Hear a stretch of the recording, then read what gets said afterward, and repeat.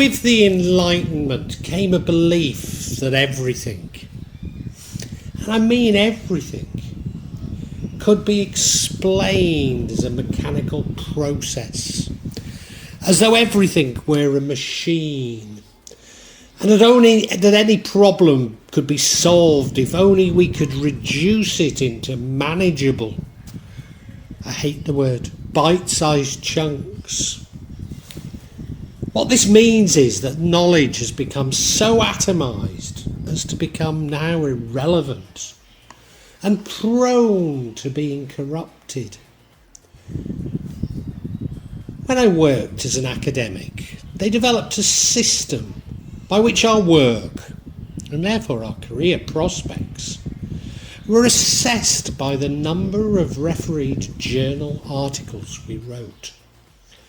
But the key to being accepted was either knowing people on the editorial board or following the very narrow specialism of the journal. Of course, it's ironic that I use the word atomised, as for so long we believed the atom to be the smallest or fundamental particle. At CERN, which I've already issued a vlog on, they're searching for this fundamental particle without ever having considered that if the universe is expanding, then so too is this fundamental particle ever diminishing. In other words, we'll never find it, or you might say, we will keep finding it. Just maybe we should be looking for this elusive energy which keeps the universe in balance. What is it that keeps the stars in celestial harmony? What really is responsible for quantum entanglement? Maybe it's not to be found within a fundamental particle, but an energy that we are yet to fully understand, or even really discover. Although maybe it is the same energy as gravity. As many of you know, I was confirmed at St Chad's Church in Shrewsbury. This involved me going to confirmation classes with the now very Reverend Robert Willis. I recall expressing that I wanted to know how everything worked. You see, even then, I knew that physics alone could not provide the complete answer. There had to be a philosophical element, and a philosophical element which included God within it. Well, maybe this energy provides the explanation I was really looking for. And Al-Kindi's theory of stellar rays, and indeed ether, provide an alternative explanation. An explanation which is impossible to dismiss out of hand, however much this encourages images of ray guns in 1950s comics.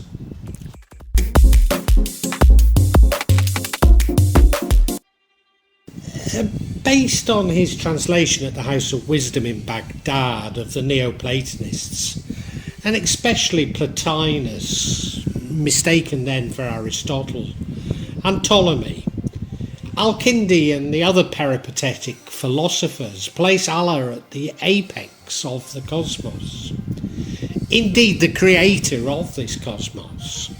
He says that these bodies are rational entities whose circular motion is in obedience to and the worship of Allah. Their role, Al-Kindi believes, is to act as instruments for divine providence. While still implied is the geocentric model, so alarm or nature is at the centre, and then the cursey, the throne, the chair or the footstool, depending on how you want to translate it. And finally, I wrote planets, but I mean stars because the word stars was used for planets. Al-Kindi himself was a polymath, and his book on rays is now amongst the lesser known and indeed shorter books. Nevertheless, it had a major impact on medieval thinking, both in the Islamic and Christian worlds, including the development of what we now tend to call magic in the medieval world. In On Rays, he argues that the planets exercise their influence in straight lines. He suggests every star, which, as I've said, includes every planet within the Ptolemaic cosmos. And as I say, indeed, planets are called stars. In space is actually unique. Each is formed from a particular composition of elements in varying proportions, with a particular position within the fabric of the cosmos. Al-Kindi proceeds to explain that each star emits rays that are also unique. These rays are manipulated by movements of the celestial bodies, and their ever-changing positions and proximities to each other. Al-Kindi compares the nature of the celestial bodies existing in constant motion and flux to that of the world that we can sense. In On Rays, there's a relationship between the heavens and the world, or dunya, I might say. Although the heavens are higher in their divinity and perfection than earth is, the two are still related to each other from being adjacent within this hierarchy. Or that the material world is the next emanation down from the celestial sphere. Therefore, the transient nature of the world is in fact a weaker impression of the ever-changing nature of the heavens, or the cosmos. Al-Kindi implies a macrocosm and microcosm cosmology, which appears to be derived from Hervey's Trismegistus, as above, so below. So the Aristotelian elements, fire, earth, water, Al-Kindi added ether, or ether.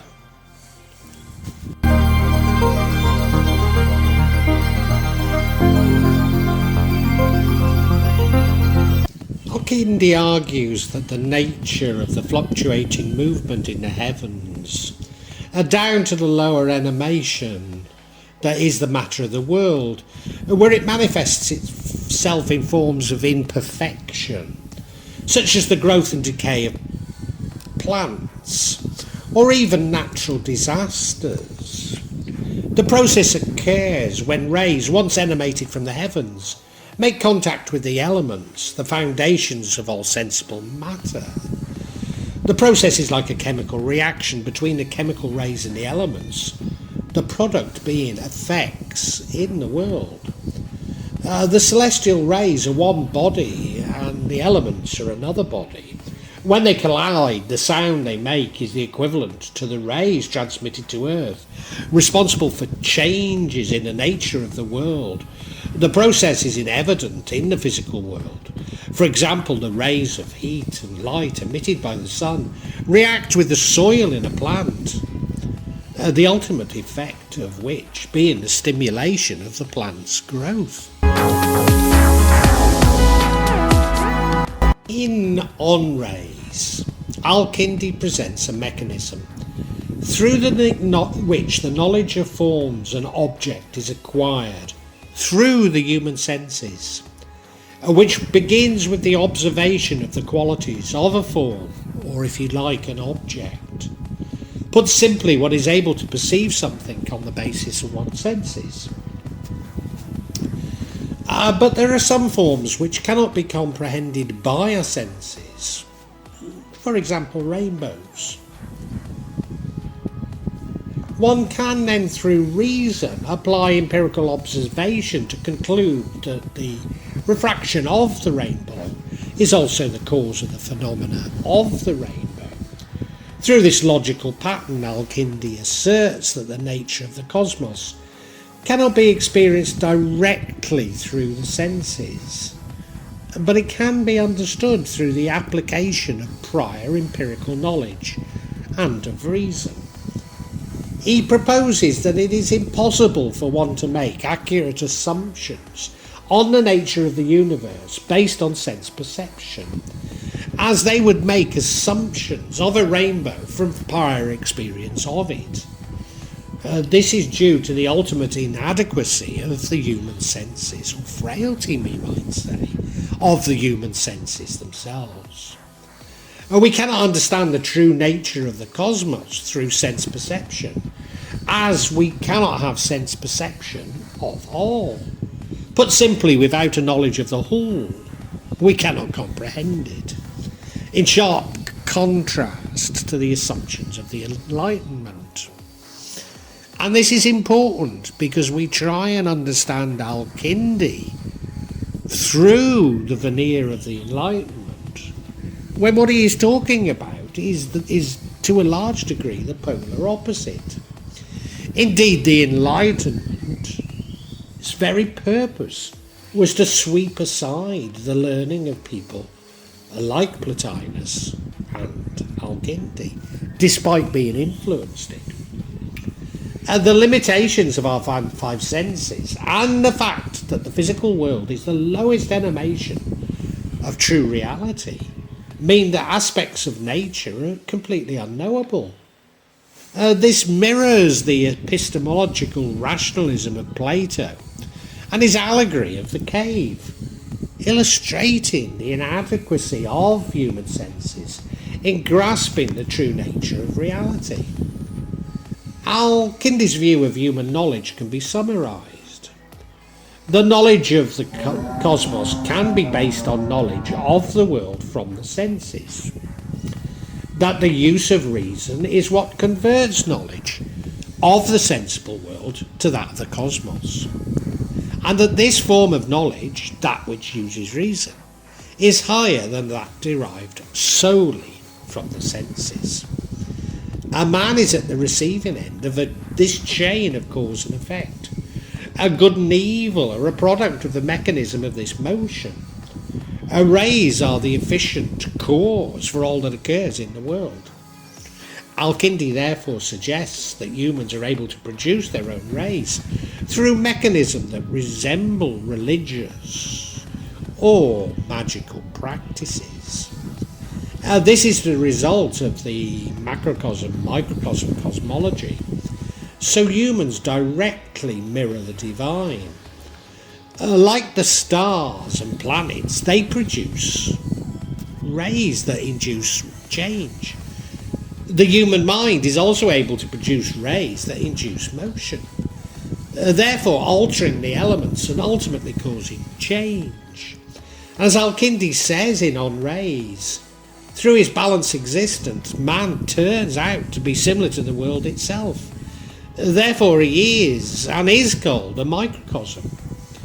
Therefore he possesses the ability to initiate movement in a suitable manner through his actions, just as the macrocosm does. In summary, observations from sense perception can be applied to predict outcomes, but only to a degree. But the human sense perception of the universe as a whole is limited, and so predictions of the universe based on human sense perceptions are inaccurate. The concept of possibility and of a change of things happening is a product of human ignorance. In order to have control over what happens, one can utilise their own rays.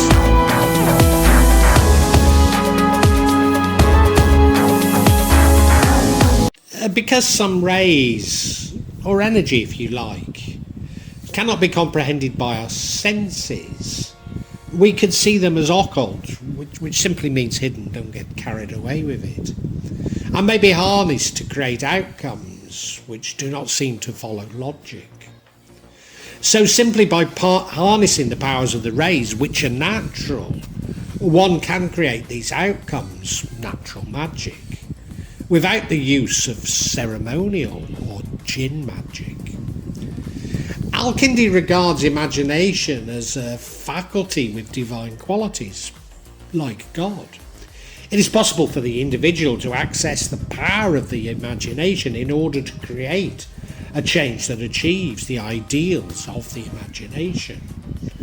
The godlike aspects of the imagination mean that, like God, humans are capable of producing their own rays, that like stellar rays, which can influence the elements and cause change within the world. You might like to call this creation.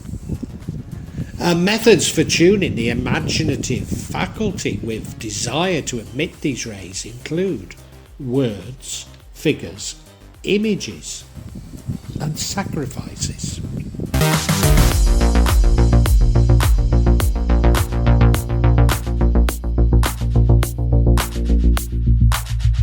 So Al-Kindi describes the magic power of words, that the human imagination can form concepts and therefore emit rays, and that these can affect exterior objects, just as would the thing itself whose image the mind has conceived. Movement and speech are the two channels by which the mind's conceptions can be transferred. The effect produced by words is increased if they follow the appropriate timing. Al-Kindi suggests that the rays emitted by the human mind and voice become more successful in moving matter if the speaker has fixed his mind upon the names of God, such as the 99 names of Allah, or an angel. Human ignorance of the harmony of nature also often requires an appeal to a higher power in order to obtain good and therefore to avoid evil. But critically, there is no mention of appealing to jinns nor demons. The formation of a figure in the magical context is the act of creating something through a particular motion that corresponds with the rays from the heavens. By figures, he's referring to letters, numbers and symbols, sigils, if you like. As a result, the construction of figures can channel divine rays from the planets and consequently bring one's desired outcome into actuality. And of course, this is the basis of both talismanic and symbolic magic. Whilst not discussed by Al-Kindi, this appears to refer to a primordial common understanding of the meaning of these figures, or sigils if you like.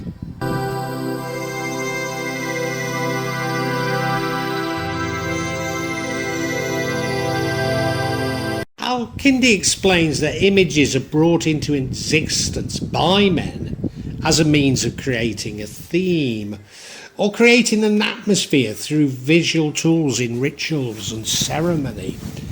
Al-Kindi suggests that this is effective because the creation of images involves the celestial rays through movement, as with figures.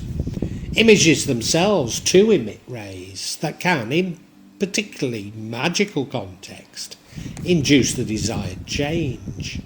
So images may be incorporated in rituals, allowing the practitioner to immerse themselves in the visualization of their objective. And of course, this echoes sympathetic magic, which by definition is a branch of magic, referring to the ritual that uses objects or actions resembling or symbolically associated with the event or person over which the influence is sought.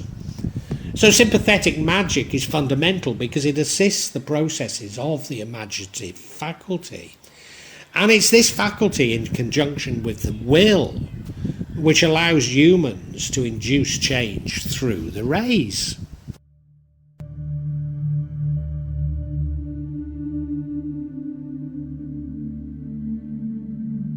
Now, all living organisms are an assembly of elements which undergo various processes in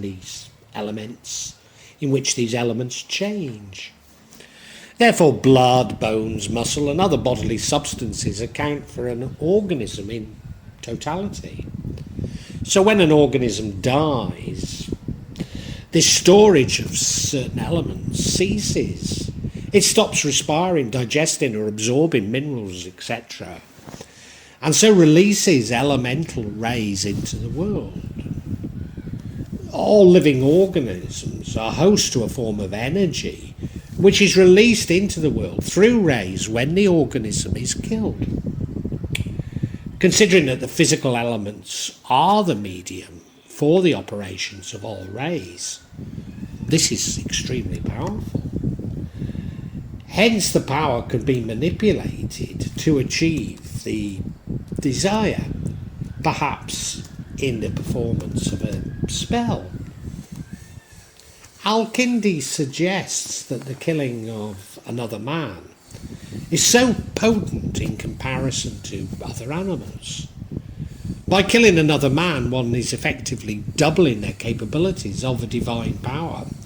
Not only have they demonstrated their own abilities to cause changes by ceasing the existence of an organism, but they've also dominated that organism's divine ray-producing faculty. Human sacrifice could therefore perhaps be understood as a transferal of divine power, where the sacrificed individual submits their divine essence to another. Al-Kindi argues any method of killing, be it animal or human, direct or indirect, has strong metaphysical significance. Unlike words, figures or images, which rely heavily on the imagination and desire to be effective, the act of killing itself is highly potent in its ability to release vast quantities of rays. Sacrificial killing can be used for generating this power and manipulating it to induce a desired effect. But the effect exists regardless of magical intention. In other words, the power is so strong that the effect may be unpredictable and indeed unwelcomed.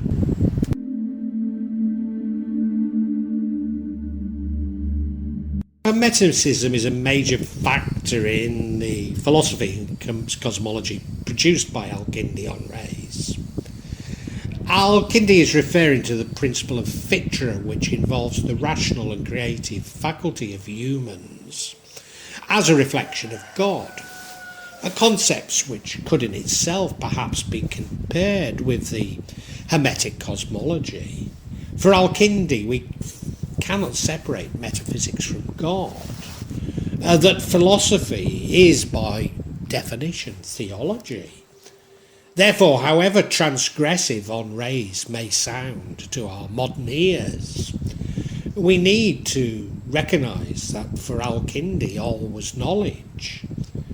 There existed no distinction between science and magic and religion. So when he describes how magic works, he's describing how the universe works, free from the atomization of knowledge that the Enlightenment brought with it. When Al-Kindi talks of rays being emitted through words, figures, images, and sacrifices, Al-Kindi is simply trying to explain the workings of Allah's cosmos. So even when he talks of human sacrifice, he is simply considering the powers which are released, not providing a grimoire to help magicians engage in these practices, nor indeed encouraging them. That we no longer are prepared even to discuss such issues is more a reflection of the censorship imposed by the Enlightenment than our moral superiority. After all, we're now bombarded with figures and images aimed at convincing us to consume, while sacrifice and self-sacrifice of human life has become industrialised with never-ending wars, and to a lesser degree I would also argue capital punishment. and that all elements which emit rays have been incorporated into our religious ceremonies, including sacrifice through the Eucharist and the Korban. On a more mundane level, a good many of us take interest in horoscopes. Yes, we may snigger as it's not science, we may even call it pseudoscience, and indeed it isn't science. But it's exactly what Al-Kindi means when he talks of the stars influencing us. To condemn Al-Kindi's on rays because it mentions human sacrifice is as logical as condemning a book of nuclear physics because it could be used for nuclear Armageddon, however tempting it is to do so. The difference in perspective simply reflects our different sensibilities to Al-Kindi's time, but not our superiority, either morally nor intellectually. Finally, that Al-Kindi's theories have not been proved by materialist science probably says more about the inadequateness of material science than Al-Kindi's theories. For Al-Kindi considers issues which materialist science refuse to even consider may exist, let alone should be tested using their own frameworks, and those developed for material science, i.e. the scientific method.